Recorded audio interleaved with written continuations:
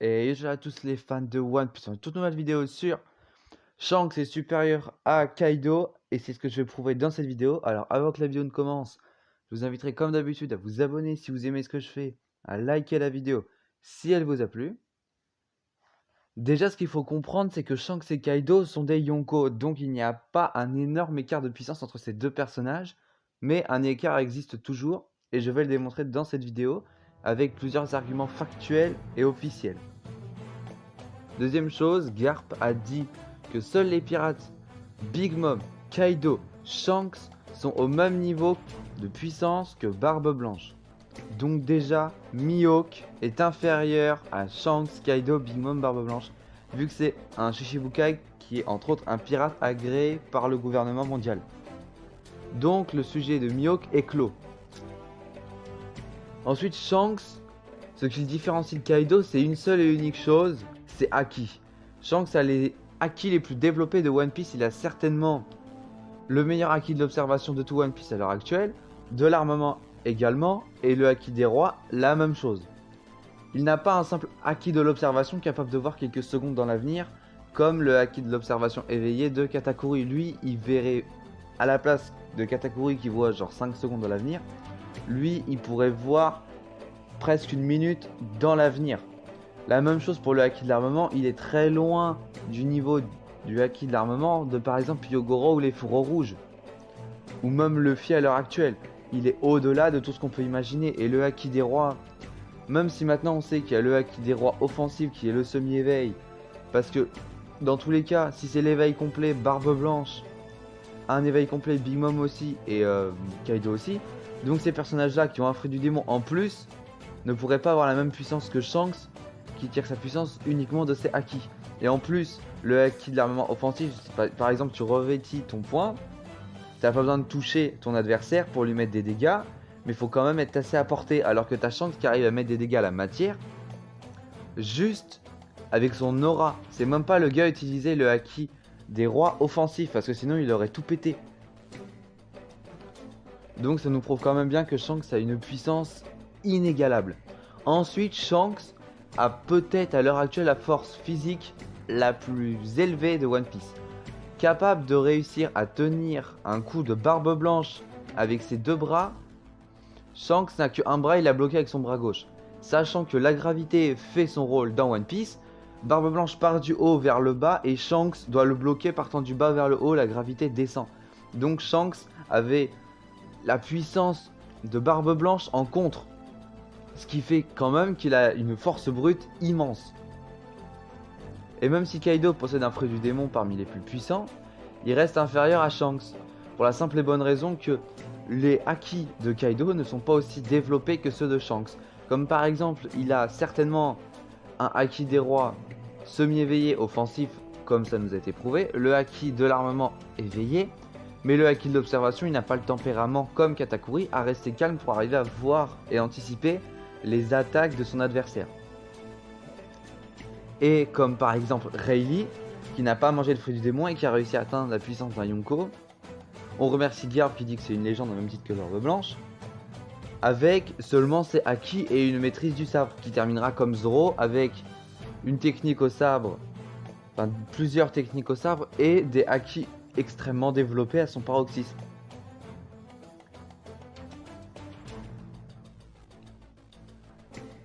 Prenons un exemple, une personne qui mange un fruit du démon, par exemple le fruit du démon le plus puissant au monde. Il ne pourra rien faire contre des amiraux ou encore des Yonko parce qu'il n'a pas de Haki.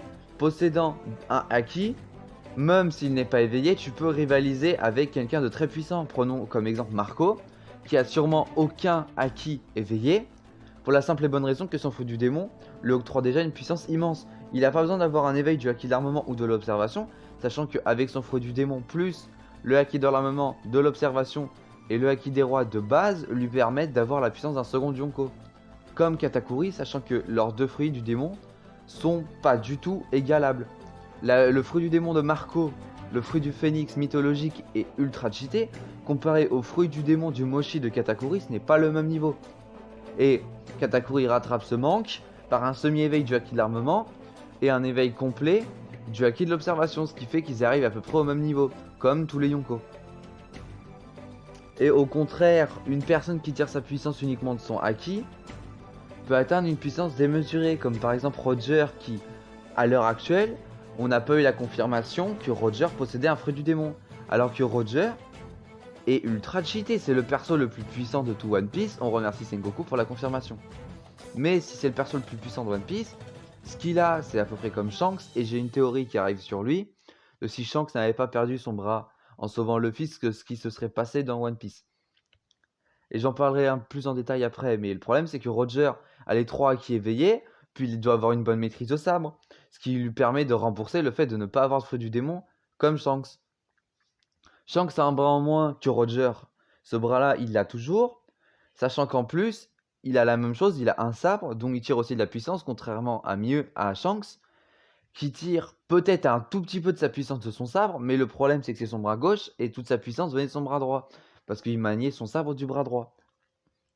Maintenant, un argument officiel, Kaido a mis Shanks dans les personnes capables de le battre. Donc on pourrait s'arrêter là, mais pas moi. Moi j'ai creusé, j'ai été plus loin que ça. Si Kaido l'a mis dans les personnes capables de le battre, c'est qu'il connaît sa puissance. Et ça m'étonnerait vraiment que Kaido se dise « Il est plus puissant que moi » juste sur des rumeurs que certains pirates ont entendues ou vues dans le journal parce que Big News en a parlé. Non. Et c'est surtout par rapport au combat, pour moi, Shanks Mihawk qui n'a aucun intérêt à voir. Certains se disent, ok, il connaît comme Barbe Blanche, se souvenait de leur combat, tout ça. Pas du tout. Ça n'a aucun rapport. Parce que sinon, Mihawk aurait été dans Stop et Mihawk est plus faible qu'un Yonko, comme je l'ai dit en début de vidéo. Et si vous ne me croyez pas, allez vous plaindre à Garp. Garp il connaît mieux la puissance que vous, donc si vous voulez vous plaindre à quelqu'un, c'est à lui. Donc là, je vois qu'une seule solution, c'est quand Shanks a intercepté Kaido qui se dirigeait vers Marineford. Même si là, on a vu que Shanks n'avait pas de marque de combat ni de cicatrices sur son corps, Kaido n'en avait pas non plus, il n'a pas eu de nouvelles cicatrices après ce combat.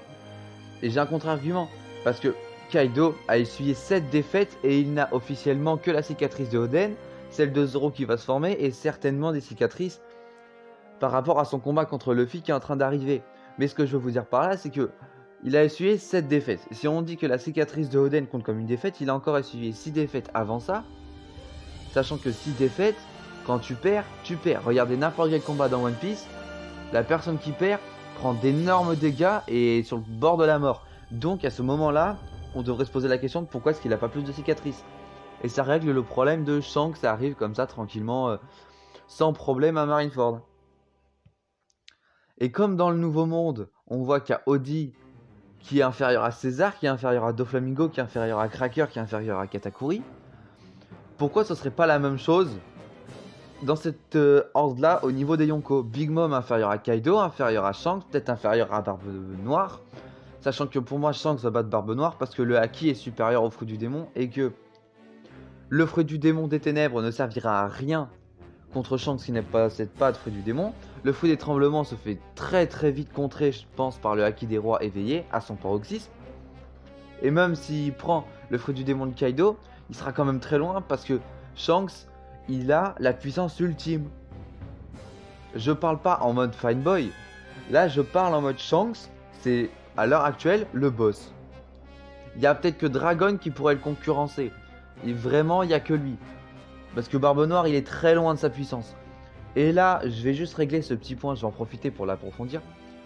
Vous allez me dire pourquoi est-ce que Shanks n'a pas réglé le compte à Barbe Noire, à Marineford? Parce qu'on s'est dit, il sait que c'est une menace, sauf que pourquoi est-ce qu'il n'a pas fumé cette menace à Marineford? Et ben ça se répond très facilement. Shanks y allait pour stopper la guerre. S'il commence à engager une bataille contre l'équipage de Barbe Noire, bon, même si elle serait vite gagnée, mais s'il commence avec ça, la marine derrière va en profiter pour essayer de fumer les deux. Sachant qu'après, Shanks va vite éclater Barbe Noire et son équipage va vite éclater celui de Barbe Noire. Après, Shanks va devoir commencer à se battre avec les amiraux, ses commandants contre les amiraux aussi. Enfin, ça re-engrangerait une guerre, ce qu'il voulait pas. Il voulait éviter le plus de morts possible. Donc c'est pour ça qu'il n'a pas essayé de tuer Barbe Noire. Et même Teach a dit que c'était pas le moment de leur confrontation. Donc c'est bien là le problème. Et pour ceux à qui ça suffirait pas, comme on le sait, Eiichiro Oda, l'auteur de One Piece, adore Dragon Ball. Et dans Dragon Ball Z, comme dans n'importe quel shonen en l'occurrence, il y a Freezer qui est inférieur à Cell, qui est inférieur à Boo. Donc c'est pour ça que ce schéma est parfait. toujours crescendo au niveau des puissances et au niveau des adversaires pour que le protagoniste, le perso principal de l'œuvre, augmente de façon continue. Et à l'heure actuelle, on voit Big Mom combattre contre Kid et en l'occurrence Law. Kaido va affronter Luffy et les deux autres Yonko seront développés plus tard, soit parce qu'il y aura un combat entre les deux qui va nous prouver, qui va nous montrer qui est le plus fort, soit ils seront développés chacun dans un arc avec Shanks à Elbaf ou Barbe Noire sur Loftail ou Lodestar. Mais tout ça, ça ne veut rien dire. Et même si Zoro a dit que Kaido est le pirate le plus puissant au monde, Zoro ne connaît pas la vraie puissance de Shanks. À quel moment Zoro peut connaître la vraie puissance de Shanks? Pour vous le prouver, par exemple, Crocodile à Alabasta a été décrit comme étant l'un des pirates les plus puissants au monde. Alors qu'avant l'ellipse, excusez-moi, mais à Alabasta, il était même pas dans le top 30 des plus forts pirates. Là, il est même pas dans le top 30. À l'heure actuelle, il y est peut-être. Il est peut-être genre 25ème. Et si ça ne vous va toujours pas, à Enies Lobby, les 5 vice-amiraux classaient Rob Lucci comme étant plus puissant que lui. Enfin, plus puissant que du coup. Alors que c'est totalement faux. On prend par exemple Momonga. Ou par exemple, on peut aussi prendre Onigumo. Ces deux-là possèdent le haki de l'observation et de l'armement. Il leur suffit d'un coup pour arriver à one-shot Rob Lucci parce qu'ils possèdent le haki de l'armement. Ce que Rob Lucci ne possède pas. Tu prends n'importe qui. Tu prends Dellinger. Il se prend un coup par exemple de Momonga avec sa lame emplie de haki, il se relèvera pas parce qu'il est inférieur. Il n'a pas la résistance qu'il faut pour résister à ça. Et même si son métallium c'est un petit peu du haki de l'armement, c'est pas totalement du haki de l'armement parce qu'il n'a pas réussi à résister à des coups de Luffy sans haki pré-ellipse. Donc c'est pas le même niveau. Et pour finir cette vidéo, dans le roman de Ace, il a été dit officiellement que Shanks énervé et inarrêtable. Là, dans cette vidéo, j'ai examiné tout ce qu'il fallait. Cette vidéo, elle est carrée, simple. Je peux pas faire mieux. Si vous voulez toujours pas admettre que Shanks est le plus fort des Yonko, ce n'est plus mon problème.